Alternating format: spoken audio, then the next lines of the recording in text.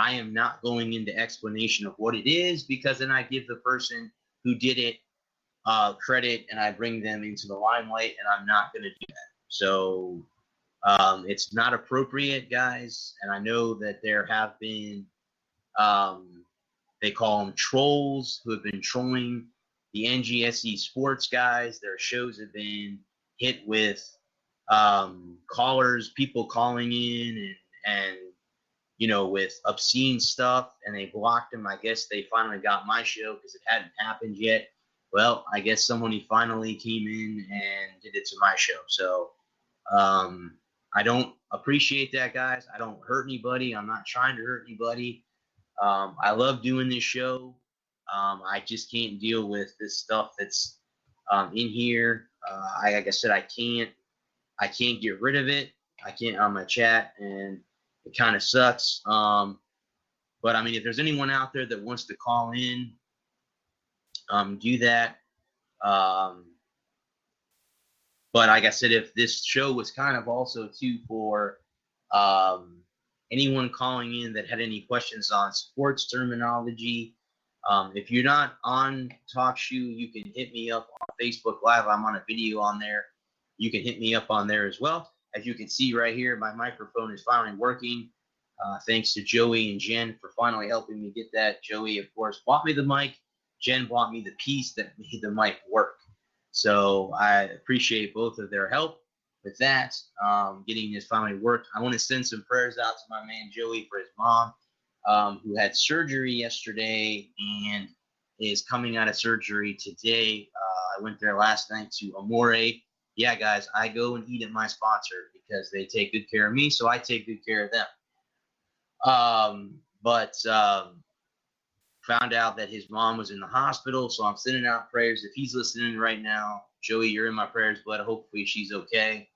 I don't want anyone to lose relatives, especially this time of the year with the holidays coming up. I lost my uncle on Christmas Day, so I know how bad it is to lose relatives when you do. It's not good, guys. It's not. I don't wish death upon anyone, not even my worst enemies. But again, guys, that were all my topics. I was kind of hoping to get some calls. I told you that I was going to talk for an hour and kind of get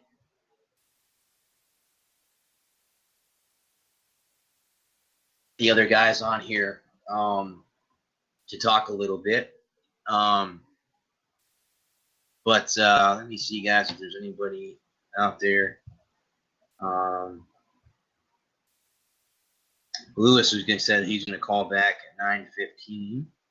So I'll have to wait another kind of 10 minutes here. But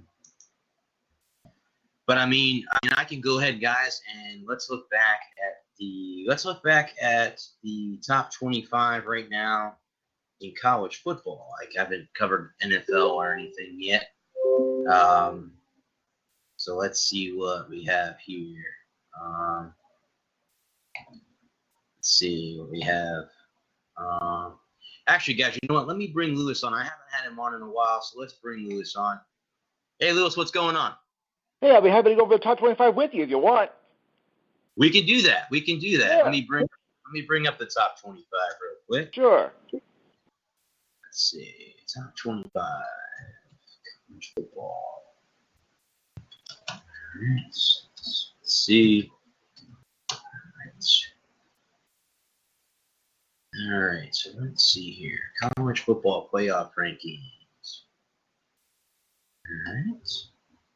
So right now we have no real change in the top 4 or 5 from last week. LSU, Ohio State, Clemson, Georgia were the top 4 in last week's playoff picks. And then it's Alabama, Oregon, Utah, Penn State, Oklahoma, Minnesota, who just recently lost last week, Florida, Wisconsin, Michigan, Baylor is number 14. They also lost. Auburn, who has a big game this week against Georgia, Notre Dame, Iowa, Memphis, Cincinnati, Boise State, Oklahoma State, Iowa State is 22, USC is 23, Appalachian State is 24, and the SMU Mustangs are 25. Is there anything in there, Lewis, that you think anyone should be in a different ranking, or you like the way that they are right now? Well, you know what? I agree with the rankings, but I wouldn't necessarily count Alabama just yet. Yeah, I mean, I think they can sneak in if they can run the table, win the last 3 games. Now, what's really going to be interesting is the Ohio State-Penn State game. If Penn State should win, they may sneak into the top 4, maybe. But if they lose, it's going to kill them. And the same thing, I think, with Ohio State. I'm really surprised, though, that when Alabama lost to LSU, they didn't drop all that much. I thought maybe that was going to push them, out of the top 10. A loss like that to a number 1 team. I thought it was going to be, well, they're done. Wait a minute here. Only number 5? Yeah. How interesting. Yeah. Well, and then see, here's the thing too. If you look at 6 and 7, you look at Oregon and Utah. Now, those two most likely will probably meet in the Pac-12 championship game, as they did a year ago.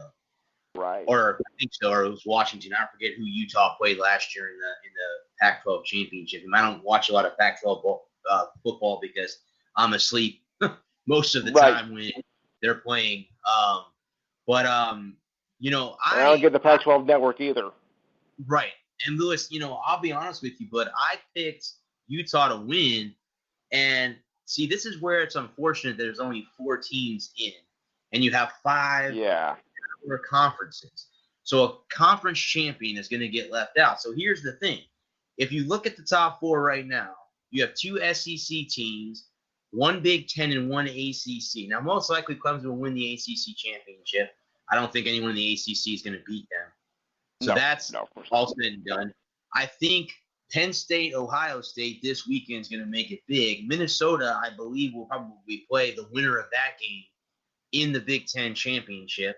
And I don't know if Minnesota can beat Ohio State. Penn State, on the other hand, I doubt it. Beat them. So if it ends up being them, it's a little bit different. But it's kind of sucks for the Pac-12 fans out there that their team could be Utah, could be the Oregon Ducks, may not even get a shot at being in the Final Four because you have 2 SEC teams in there again. And I'm not biased because I'm in the South and I've grown up watching SEC football since I was able to crawl. So I'm not a bias, but I mean you have 2 SEC teams in there. So I mean the expansion, if they're going to expand it to 6, is going to have to happen here in the near future. Because if it doesn't, it's not good because you're leaving a Power 5 conference team out, whether that's leaving out. You still have Oklahoma and or Texas or whoever out of the Big 12 that's also going to be left out. So I don't understand that. That's the only thing I don't understand about the college football rankings is I don't mind 2 SEC teams again because I'm an SECer, but the thing is it makes it unfair to the rest of the conferences. And then, again, Lewis, too, they always complain about, you look at number 25, SMU out of the AAC. Again, I cover USF, so I'm close to the AAC as well. And they wanted UCF to be in the playoff. Well, USF plays Memphis this week. They're 9-1. I have a funny feeling, as I talked on my Tampa Talk show on Monday, USF is in for a beatdown this Saturday afternoon. It's the 4:00 kickoff. Oh, yeah. So definitely. If Memphis wins, I should say when they win, they should be considered. So, yeah, but see, there you go again. They're going to win a conference if they win, if they beat Cincinnati, who just upset USF last Saturday. Me being there in person and left Raymond James Stadium with, steam coming out of my ears because of how their season's gone. And so my opinion is, how is Memphis not considered one of those teams that gets at least in the top 8 for a chance to be in a New Year's Day bowl game or one of the top 6 bowl games that are left when it's all said and done? They won't be there. I mean, UCF was last year. They lost to LSU, as we all know, and they still to this day claim themselves to be national champions when they never were not.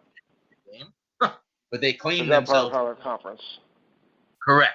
So until either the AAC becomes a power conference or those teams move out of that conference into a power conference, that you can't consider them. But see, there's where, again, college football is kind of weird, because that's where I think in some ways college basketball is better, because you get 64 teams, you get them from all over the country, and even down to the small teams. Or we could say,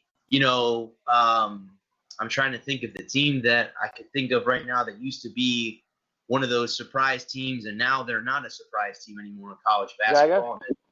There you go, Gonzaga. Thank you very much. They're one of those teams that used to be an at-bid team, and now they're one of the top teams in the country.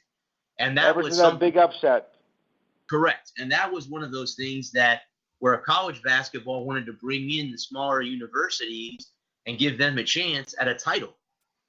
And now in college football is going to go through a change. I think they go 6 before they go 8, but I think 8 will probably be the number that they stop at. I don't see them going to 10. No. I could see it stopping at 8, at least 8 having 5 big major conferences, the power conferences. Each champion gets in. Then you have 3 at-large teams or at-bid teams, whatever you want to call them. And it doesn't matter what conference they come from. Now, if you want to say, okay, well, let's make it the AAC champion, or one of those champions out there that we don't even hear about from a smaller conference. If you want to put them in the limelight to play one of these big teams, go ahead. You're going to have basically like a 1 versus a 16. You're going to have something like that ends up being a blowout. So do you want to do that to a school? I'm sure they get paid a lot of money, but do you want to do that to them? I sure wouldn't want to be that coach. I wouldn't want to be that coach if that happened. So I mean, Lewis, did you hear anything I was talking about earlier? Did you want to chime in on anything about Kaepernick or about the Houston Astros? I think it's all a big scam with Kaepernick. I don't think he's gonna come back. I really don't. No, he's not going to come back. Okay. No. This is all just for show. I mean, it's been out 3 years, and he's still having gripes about the league and whatnot. I don't know he did this in the first place. Yeah. With this so-called tryout. I think it's all just publicity. So my guess is that that's what it was all about, and he is not coming back in the league. This was just for show. Well, not only that, I don't know if I read something today online that like Nike's stock has tripled since him coming out and doing this tryout thing. So he got offered money by Nike as an endorsement, and now their stock has tripled because he came out, and did this tryout and put himself kind of back. You can think about this, as I read that article earlier, that the NFL brought back a big headache back into the limelight again. Yeah. So, I mean, to me, like I said at the end of that, it's great if he comes back, and it's great if he doesn't come back. Because to me, I don't care. At the end of the day, I'm still going to be an NFL fan. I'm still going to be a Patriot fan. It doesn't matter to me. I don't care. I'm not playing the race flag. A lot of people are going to say, oh, they're keeping him out of the league because of this. No, you know what? They're keeping him out of the league because of his ego. He has an ego, and that's what's keeping him out of a paycheck. Yeah, because he's a schnook. Correct. And I mean, for one of the people that I thought would defend him in Stephen A. Smith, and I saw on First Take, he blasted him. Stephen A. Smith blasted him for what he did. So I was really surprised. I was very surprised that he blasted him. So, yeah, I mean, it's... Speaking of people with an ego. Yeah. Yeah. Oh, and he's one of the biggest ones, Lewis. I mean, you're up there. You're in his neck of the woods. So, I mean, you get to hear more about him than we do. I mean, I watch him every once in a while. I wish you have to. Well, I'll put it this way, Bradley. Why should he even try to come back to the league after this ridiculous stunt? This is just a complete show. He's making a fool of himself. Why would he come back in? I work at implementation. That's okay. He's and I hate to say this because I know you're a fellow team, but the New York Knicks is it time for James Dolan to sell that team? It's time for James Dolan to leave the country and go in exile. I mean, is it time for someone that cares about New York basketball to get